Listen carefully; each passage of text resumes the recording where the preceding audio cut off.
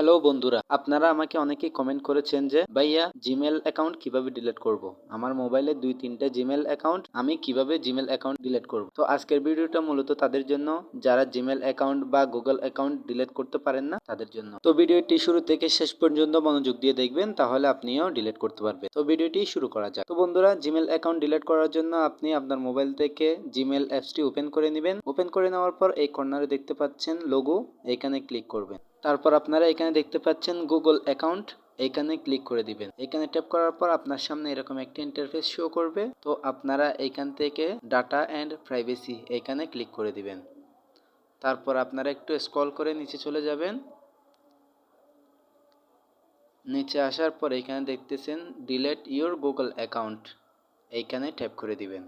তারপর একটু লোডিং নেবে। লোডিং নেওয়ার পর আপনার সামনে এরকম একটা ইন্টারফেস শো করবে। আপনারা এখান থেকে কন্টিনিউতে ক্লিক করে দিবেন।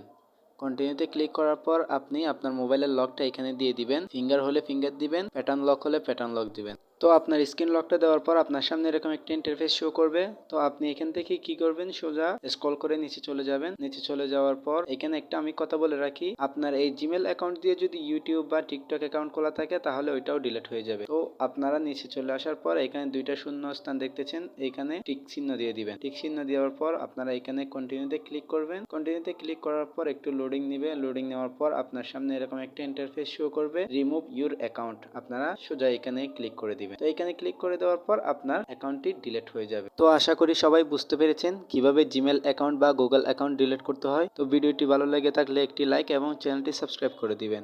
সবাই ভালো থাকবেন, সুস্থ থাকবেন। আল্লাহ হাফেজ।